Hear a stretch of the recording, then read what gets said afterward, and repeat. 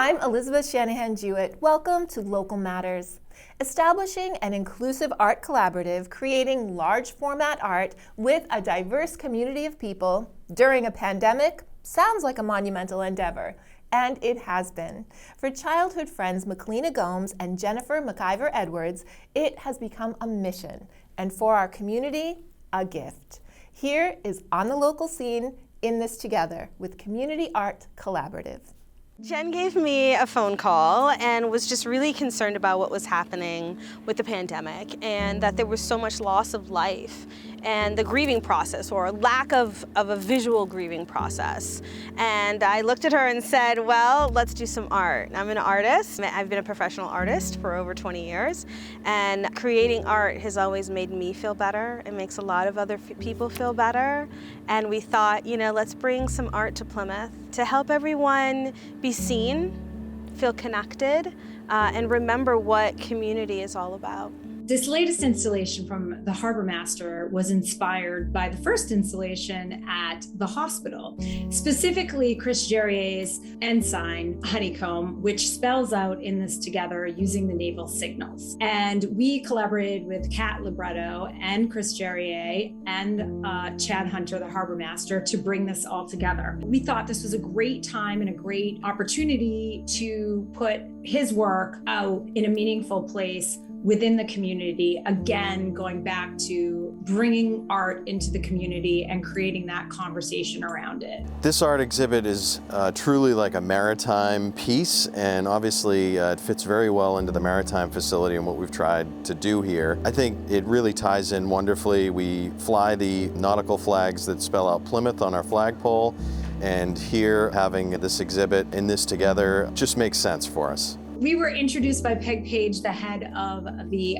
Center for the Arts, to Melissa Kenny, who is the vice president of the Cultural District, and to Robin Carver, who is our wonderful town planner. We sat down with those ladies and started to have a conversation about the possibilities. A lot of collaborating, and the work that we do is, it's organic. And through that work, we were then introduced to Stephen Del Boss, who is, the poet laureate. And from there, they recommended that we have a conversation with the team at BID to consider that piece of work.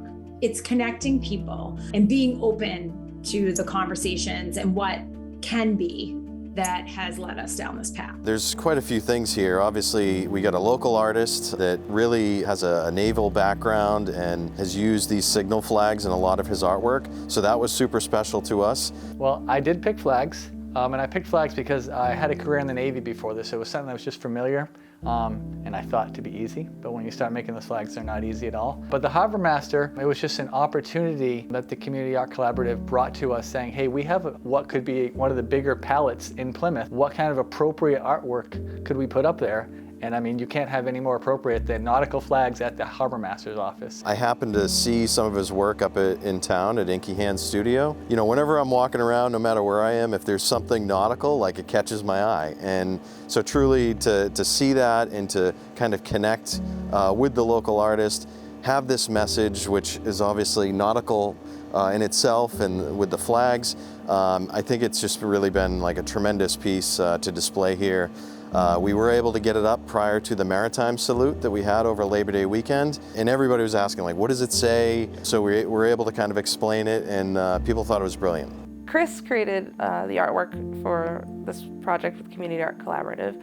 It spells In This Together using nautical flags. Each flag is a letter in the alphabet, and it's a universal language, which is beautiful. In This Together is found throughout the Community Art Collaborative's Honeycomb project as well. The hashtag, everything was built around that saying, because we're all in this together, getting through it and then coming out of it. And I had been doing nautical flags as silkscreen artwork for about a year and a half here at Inky Hands. That was my skill set, so I applied my skill set to this project. And just the simple fact of cutting off the corners of the flags, it made them look totally different and fit into this perfectly. So I was kind of surprised at how well nautical flags that are a perfect square lent themselves to a hexagon shape.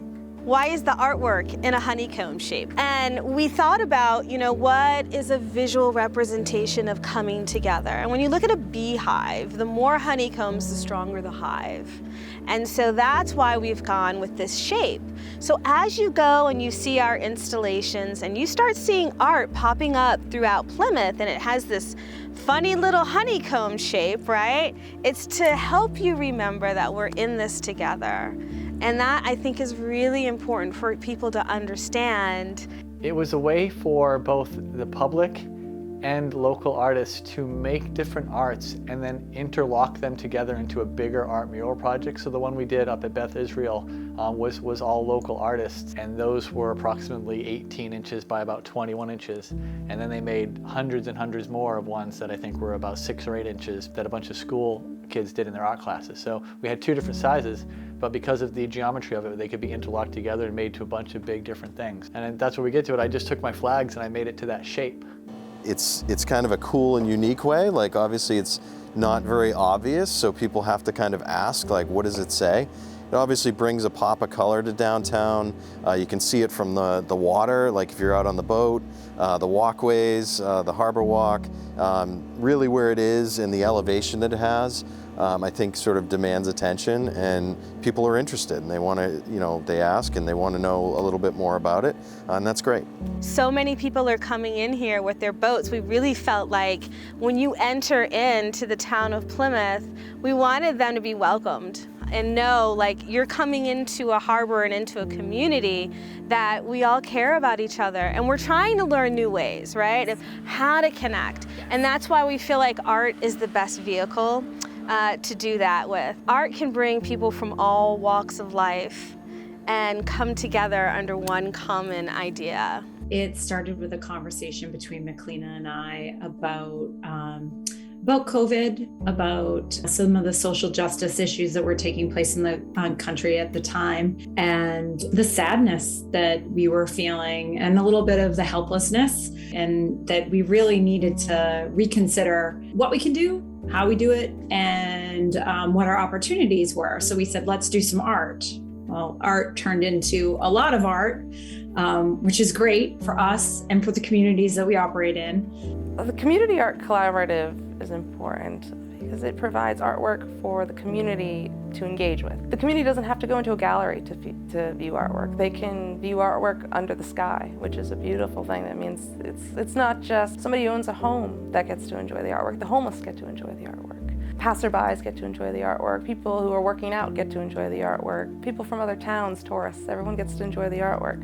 And they don't have to go inside, which I think is beautiful. We continue that conversation, and we continue to grow and develop the organization through the lens of creating conversation and giving everybody the opportunity to create art and to interact with it.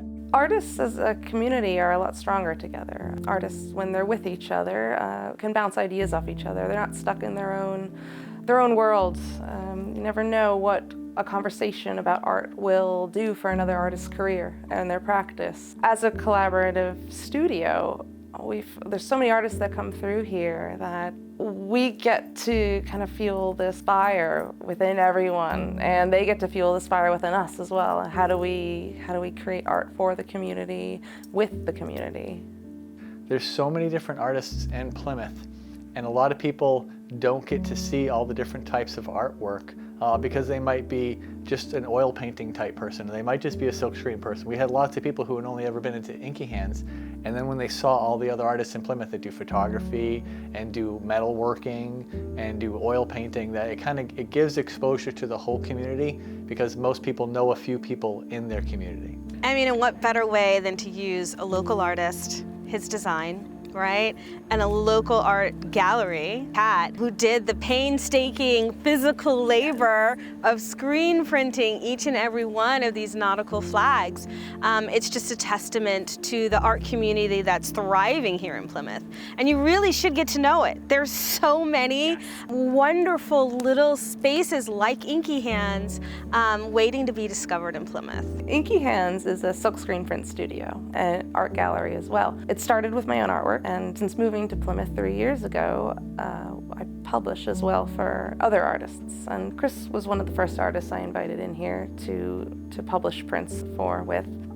He became an apprentice at Inky Hands, and since then I now publish for about 30 different artists. It's also an educational print studio. I offer lessons. I teach others the fine art silkscreen process. It's a process that is very hard to learn, not just because you need equipment to learn it, but there aren't many facilities that exist anymore that teach silkscreen. I always envisioned having a place that could bring artists together in a community and learn. As we move forward, you'll be able to submit a honeycomb, then can be placed on Instagram and can also be put into a number of the installations. So seeing something that started off as nothing to flags at the Harbor Master and knowing how many different art processes and people got involved with that, that's really inspiring. And that's kind of what the whole art community collaborative is about, is getting different artists together to make art for the community, and I think we succeeded. I encourage everyone to come down to Inky Hands and walk down the main street of Court Street of Plymouth, because there's quite a few art places here that you can see a lot of great art. But I'm just really glad I got to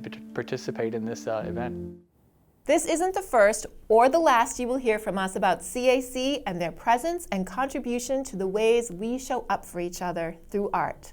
To learn more or get involved yourself, visit communityartcollaborative.org. Do you have some empty art space on your refrigerator and a child or grandchild aged 5 through 12? On February 24th at 3 p.m., the Kingston Public Library and local artist Melissa Kowal are offering a fun and futuristic art class for your favorite kid. To register, visit the Kingston Public Library website. No matter how much we know, there's always more to learn, and studies prove that active minds belong to happy people. Beginning March 17th, Bridgewater State University welcomes Plymouth residents to lifelong learning classes for mature adults. These low-cost and varied classes are offered in partnership with the Plymouth Center for Active Living and include courses in history, science, wellness, music, culture, geography, and theater. Live, in-person classes will run at the Plymouth Center for Active Living, and many fully online courses are offered as well. If you're over 50 years old and have a thirst for knowledge, a single registration fee of just $85 is your passport to as many courses as you like. Interested? Visit the Bridgewater State University Senior College website to register. Libraries are more than words, providing vital services and connecting communities. Kingston welcomed a brand new library director during the pandemic, and Julie Thompson invited Director Donald Colin on to talk about what's new and next for the Kingston Public Library. I'm so pleased to welcome Donald Colon, who is the new director of the Kingston Public Library. Welcome. Thank you so much for joining us today. We're going to dig right into your past. You've been involved with libraries for a long time, especially towns around here. Tell us a little bit about how you got to where you are today. Thank you very much for having me. I actually have been working in libraries for 35 years. I began working at the Brockton Library when I was 14. Since then, I've moved on to libraries in Hanson, Duxbury as a sub, as well as Hanover and in Avon. And then 5.5 years ago, I became the director of the Holbrook Public Library. And this past August, I became the director here in Kingston. I've been very familiar with libraries, obviously, for years and years, and I've had the experience of seeing how libraries have transformed over the years. And it's always, been an exciting place to see where we're going, what the future holds for us. Right. Now, when you were interviewed by a local paper when you first got the job, and you said that your goal coming to Kingston was to increase the perceived value of the library and the community through programming, materials, and partnerships. Obviously, you still feel that way, yes? Absolutely, yes. Yes, my goal is to show to the community that we have something to offer to everyone, whether it is physical materials, whether it's the socialization or the creativity of programming, the working with other departments or outside agencies like businesses and so forth. But we just kind of want to say that we are a mainstay in the community, and we're here for you, to offer as much as we can. Now, if anyone goes to your website, you see that you do a tremendous amount of things. You have programs within the library. You have authors that speak on their books. You have programs for kids for all different ages. You can borrow things. You can rent books. You can rent ebooks. I mean, there's a million things you can do. You have a reference librarian that can help you. You can get education. There's so many things you can do in the library. What are some of the ways you can market the library to get more people to know what you do and to get involved with it? So the library is actually looking at remarketing our website, rebranding it. As we know, the town recently went to theirs, and we'll be changing ours as well. But also we're looking to do outreach work with the professional librarians.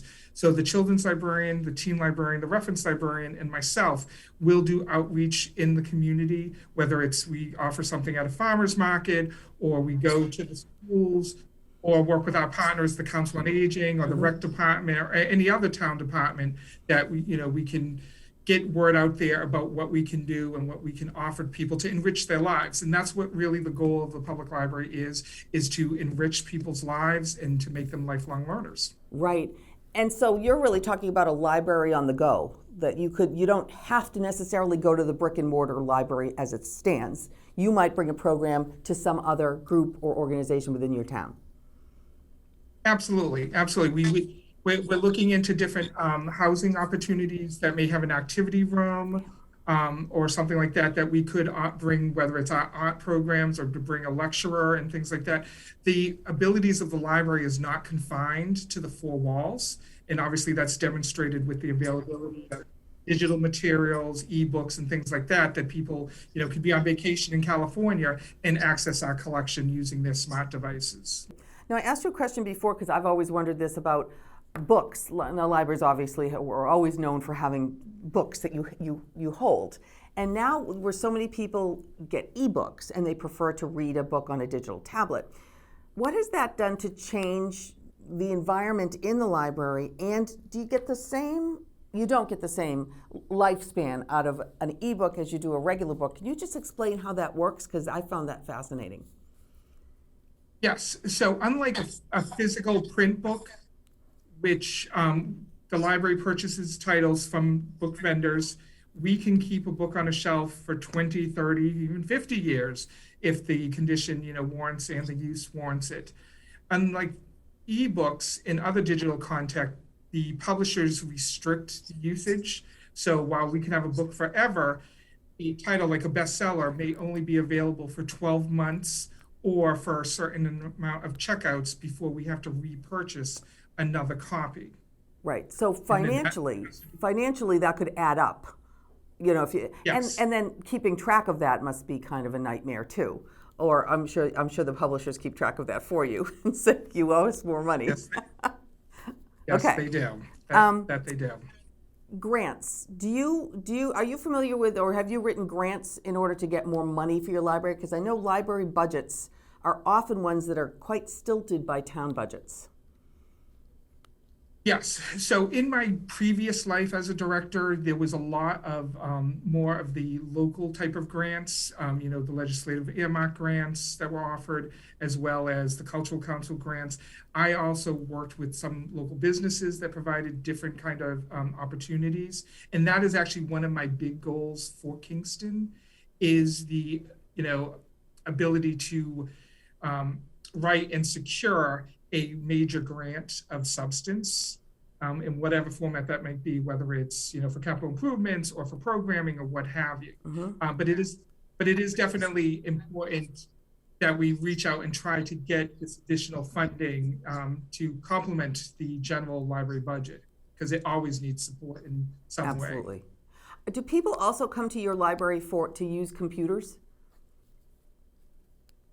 Yes, they absolutely do. That is always an ongoing thing, especially printing. A lot of people will get documentations that were sent to their emails, and it's necessary for them to need to use the printers to print off whatever the document may be. We offer regular PCs in both the adult section and the children's, and at the teen section we also have an Apple computer, and we're looking to expand on the amount of computers that we offer there as well. Excellent. Now, the Kingston Public Library belongs to the Old Colony Library Network. Can you just explain what the advantage of belonging to a network like this is? So the advantage to being part of a network allows for mutual reciprocal borrowing of materials. So it could be a situation where you get a Kingston card, you come to the library, we don't have something, we would be able to easily get it for you from one of the OCLN libraries, or if you so chose, you could actually travel to those libraries. And that is actually one thing that's very known with OCLN, is that they do have a very high transient population of library users. People love to see what other libraries are doing, and then they come back to their home libraries and say, hey, they're offering this, can we try this here? And take ideas and build upon them, to take that idea that was already invented and make it a little bit different so that it was unique to Kingston. Oh, that's great. Finally, what would be the one thing you want people to know more than anything about the Kingston Public Library and the services it offers that maybe they don't know? The thing that I would want people to take away that, that they may not know about the library is that the library is here for the general public. We are here to meet your needs, to provide whatever services that we're able to do. And we are here to enrich your lives and to encourage people to be lifelong learners in whatever capacity that may be. The library has gone from that, stereotypical organization that you see on TV shows with shushing librarians to being centers of activities. We're a meeting place, we're a place where people can share ideas, friendships develop, and just exposure. And that's another thing about libraries, is that we provide, with materials and programs and services, we provide exposures to things that people may not normally have access to. Right. And it's all about enriching lives. And that is what our ultimate goal is to enrich lives. Well, that's thank you so much, Donald, and congratulations on your position there, and best of luck, and I'm sure we will talk to you again. Absolutely, absolutely. It was wonderful to finally see you. I've seen you in other videos and things, so this is great. Thank you. Thank you, Donald and Julie. To stay connected to all that's happening at KPL, visit kingstonpubliclibrary.org. The iconic, tiny, and colorful Lego building brick is embedded into our cultural psyche and childhoods. Lego clubs are everywhere. One everywhere that is close to here is the Pembroke Public Library, inviting kids 5 and older and their parents to visit and build with the library's large collection of Legos. The monthly Lego Club meets on the second Tuesday of every month from 4 to 5 p.m. in a safe, creative environment where kids can express themselves through building, interacting with peers, and letting their imaginations run free. Each month has a new Lego challenge. The next club takes place on March 8th. Author Anders Morley grew up in New Hampshire, earned his master's degree in Scotland, settled in Italy to work as a teacher and translator, and explored the mountain range of the Alps in his free time. He then strapped on his cross-country skis and set off on an adventure-filled journey across the great northern wilderness of Canada, alone. The challenges presented by the environment and the introspection offered by his time alone were Anders' inspiration to write his story in The Land of Snow, a journey across the north in winter. On March 3rd, Anders Morley and the Kingston Public Library invite you to the Adams Center for an author talk with the writer himself. He will provide insight into northern outdoor culture, modern-day wilderness living, and what life has been like after this life-changing journey. This event is part of an ongoing concert series sponsored by WATD FM Radio and the Kingston Public Library Foundation. To register, visit the library's website. Here's Keith Hughes with an all-new Snapshot.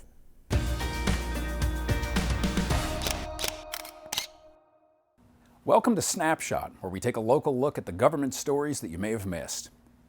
The Massachusetts Office of Economic Empowerment, along with the Veterans Bonus Division, is hosting a free online seminar titled Finding a Job, Money After Military on February 24th from noon to 1 p.m. This webinar will connect veterans to local and national organizations that help them find employment, update resumes, and prepare for interviews. Panelists from Mass Hire, Canderful, and Recruit Military will be on hand to discuss their organizations and the services they provide. For more information and to register, visit the Office of Economic Empowerment at mass.gov. This month, the Baker administration rolled out state building code changes that it hopes will encourage builders to shift away from fossil fuel heating in favor of electrification, including a new municipal opt-in net zero stretch energy code that doesn't eliminate gas-heated buildings but holds them to a higher efficiency standard. This is one of the more meaningful steps that Massachusetts is looking to take towards being net zero by the middle of the century, as the new net zero code is required by last year's climate law to be in place by the end of 2022. Now is the time to renew your annual dog license if you haven't already. Dog licenses are valid from January 1st to December 31st, and dogs 6 months and older must have a valid rabies vaccination. Local town clerk's offices have information and license applications available, so make sure to check with them for details, as late fees and fines for towns usually start in March. And if you no longer have a dog, you do need to notify the town clerk to update your account and avoid any future charges. The 2020 census showed some shifts in population growth in our area, affecting the precincts for some of our state legislators. Representatives Kathy Lenatra and Matt Muratori explain what their precincts look like now. Hi, I'm Kathy Lenatra, State Representative of the 12th Plymouth District. If you have not heard, we have redistricted. So starting in January of 2023, the 12th Plymouth District will have a little change. I will no longer have Duxbury, but will pick up Precinct 3 in Pembroke. I will lose a precinct in Halifax, but I will gain some precincts in Plymouth. So in Plymouth, my precincts will now be 1, 2, 3, and 13. In Halifax, I will only have one precinct, and that will be Precinct 1. If you have any questions or need clarification, please feel free to email me at kathleen.lenatra@mahouse.gov. Thank you. Hey everyone, Matt Muratori, State Representative for the 1st Plymouth District. Just want to give you a quick update on polling locations and where you're going to be voting now that the 2020 census is complete. The town of Plymouth went up 8.9% in the population. We are now a little over 60,000 people here in Plymouth. So we're going to go from 15 precincts to 18 precincts. We're going to go from currently 3 representatives to 2 representatives. So let me just give you a quick rundown of those locations. In the 1st Plymouth District, which is currently held by me, you're going to have precincts 4, which will be Plymouth North High School voting, 6, which is Manamet Elementary School, Precinct 7, Indian Brook, Precinct 8, Cedarville Fire Station, Precinct 9, South Elementary School, that's an addition, Precinct 10, which is Federal Furnace Elementary School, Precinct 11, which is another addition to the airport, and Precinct 12, South Middle School.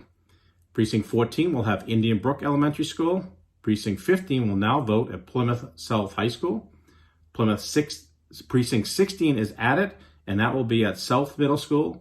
Precinct 17 is added, that will be South Elementary School, and Precinct 18 will be PCIS. So those are for the 1st Plymouth District races.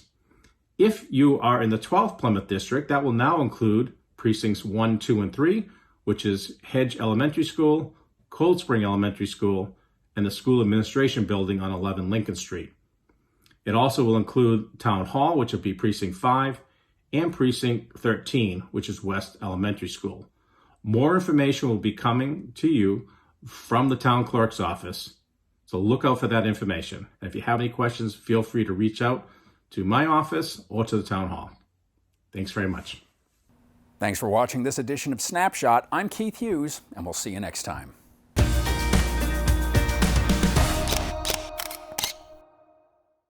Thank you, Keith. If you're looking to expand your culinary horizons and make things in your kitchen a little more spicy, join the Plymouth Public Library's monthly virtual meetup, Spices and Spatulas, the Spice of the Month Club. On the first Tuesday of every month at 6 p.m., gather virtually with other flavor enthusiasts to discuss the art and science of the spice of the month and the dishes you've used it in. If you're seeking inspiration for your culinary masterpiece, the Plymouth Public Library's A to Z World Foods database is available for recipes. Next month's meeting is on March 1st, and the seasoning selected is allspice. Register through the library's website. The South Shore Quilts for Kids Club meets at the Kingston Senior Center every Tuesday from 5 to 7 p.m. to quilt for a cause. Donate your efforts to sewing at least one quilt for Quilts for Kids, a nonprofit dedicated to transforming fabrics into patchwork quilts to comfort at-risk children in our community. The club is always looking for new quilters. They will give you all the fabric, including front, back, and batting. All you need to bring is a sewing machine and thread. If you've never quilted before, bring a willingness to learn because club members are happy to show you how.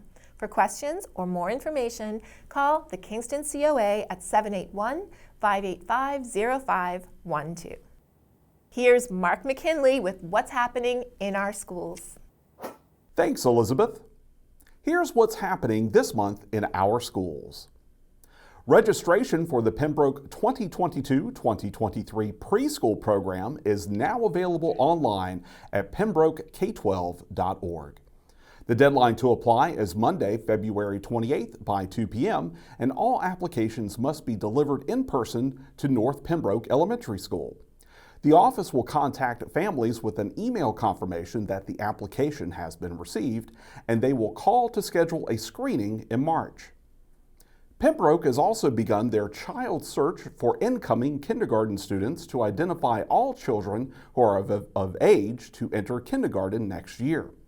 Additional information will be sent to those prospective families with kindergarten-age children, and registration packets will be available in the spring.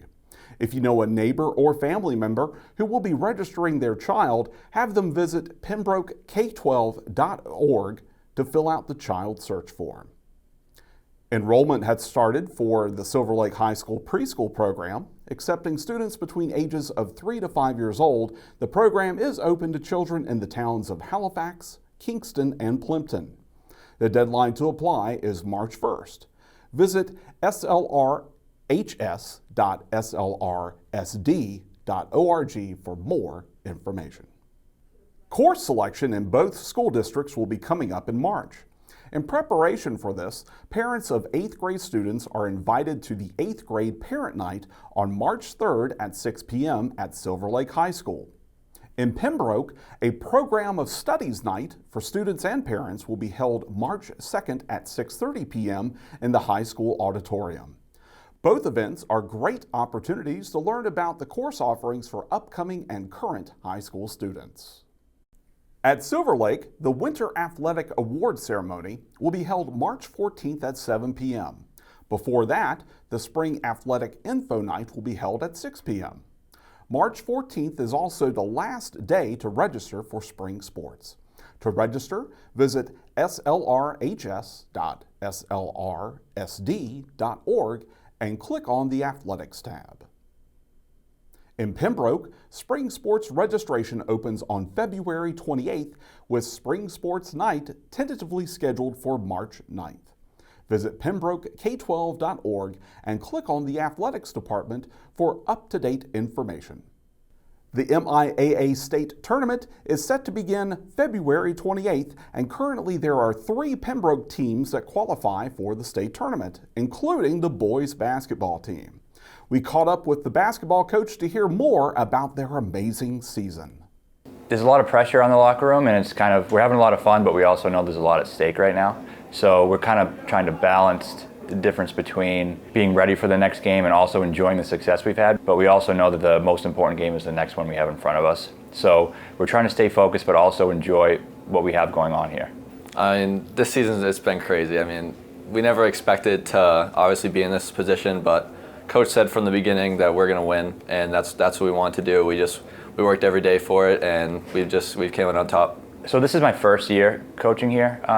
Last year, it was a COVID-shortened year, so I don't know exactly how they did. And when I came in here, we kind of changed the offense, changed the defense, and kind of just try to set a new winning culture. And we talk about winning and how important that is all the time. And we've just kind of taken it one day at a time. We have a lot of strategy for the other team. We do, kind of individual game plans each game, and I think the kids have really taken a lot to that. The game plan in general has just been it's just a lot different, especially with the defense we play now. So just the ultimate, the approach of how we're approaching teams. Well, the biggest challenge has been, I would say, managing expectations, because at first, I came into it with a team that hasn't won that much in the past, and I wanted to set the bar high, but I didn't know how high was too high and what were the real expectations. And then we started winning, and we kept winning, so the expectations changed. But I guess the difficult part was, like I said earlier, trying to enjoy the success, but also stay focused on the task at hand. Because, the kids and I have never really felt what it feels like to win this much. And now, we're trying to keep the focus on the next game instead of being excited about the last game. Great, it's a great feeling. You wouldn't really I'm not saying expect it, but if you kind of look back on how we were before, we're never really gonna expect how we are doing right now. It's all changed. Everything has changed, and it's just it's a good change. Well, our goal first is to win the Patriot League, and then after that we want to go as far as possible to state title. So the playoffs will start, I think March 1st would be the first date. And our goal is to get a top 4 seed in Division II, because that will give us 3 home tournament games. And the crowd has been so good in Pembroke. The community's really rallied around us, and they've been awesome. They're loud, they support us. There's a lot of local chatter around the community. And so we want to get as many home games as possible. So getting a top 4 seed is really important. There's a lot of good teams around the state, so we need to make sure that we stay in that top 4. I mean, I haven't thought about that much. I'm just trying to go game by game for now. For the most part, I mean, I want to, just to get there, get the experience. It's been a lot. It takes a lot of attention to detail, a lot of specific planning. I'm watching film every single day. As of now, we don't want it to end because it's going so well, and we want to go play as far into March as we can and get to a neutral site playoff game. So as of now, I don't even want to think about the season being over. I want to think about it continuing. We're all great friends now. We've developed a team chemistry from the off season into now. So I think just playing with them every day and being able to just make memories. The culture change. I think, it's easy. It's not easy. It's very difficult to do what we're doing, but winning for one season is one thing, but being able to continue that into the next year and the next year and the next year and build a winning culture over the span of a long period of time is even more challenging than having one great year. So I want to take the winning attitude and the mentality and the fact that we expect to win every time we play and into future years, even when there are different kids and different players in the uniform.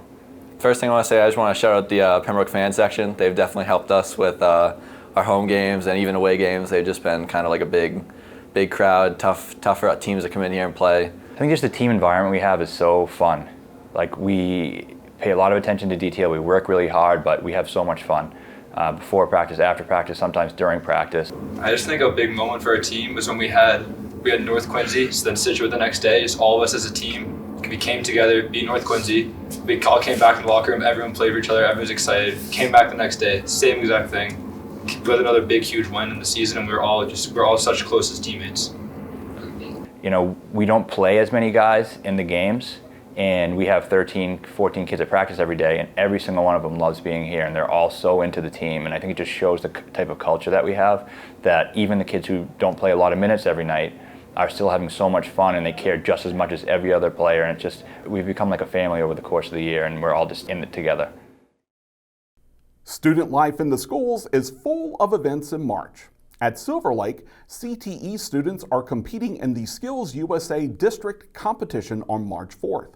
Shops represented are carpentry, automotive, allied health, early childhood education, metal fabrication, and culinary.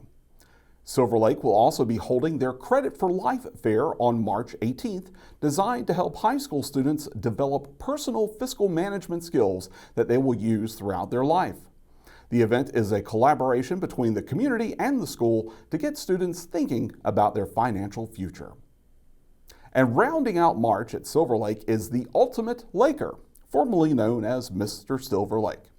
The event is March 18th at 7 p.m. with talent, swimsuit, and Q&A portions making up this fun competition open to all grades. Over at Kingston Elementary School, Students have been focused on the KES value of the month. In January, the focus was on teamwork, with the preschool through second grade classes being challenged to create a Lego creation representing teamwork. Students built creations ranging from an erupting volcano to a futuristic parking lot. For February, students are learning about caring and how to be a good friend, student, and family member.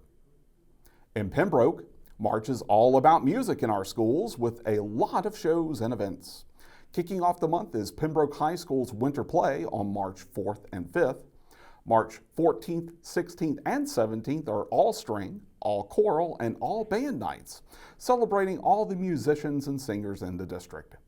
Wrapping up the month is the middle school's performance of Willy Wonka, March 25th and 26th, where the district celebrates bringing musicals back to the middle school. And not to be forgotten are the students performing in the Junior District Music Festival March 11th and 12th, and those participating in the Simsba Music Festival March 18th and 19th. Congratulations to you all. Thanks for watching this edition of In Our Schools.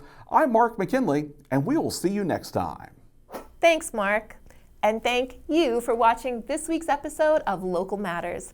Visit the local scene on social media or our website at pactv.org/thelocalscene for more of what's good and good to know in our community. From all of us at PACTV, have a safe and happy week.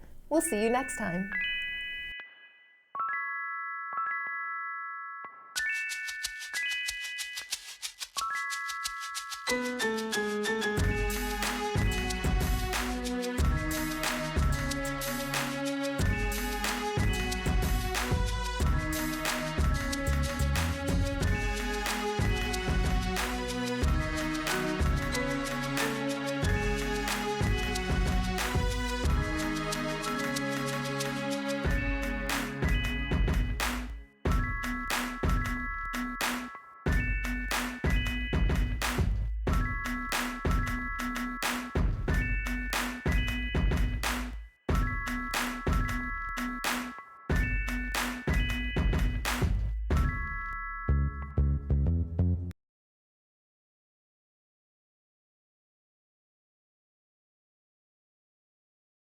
Thank you for watching. We are grateful for your attention. If you like what you saw, please like and subscribe to The Local Scene here and share everywhere. Thank you, friends.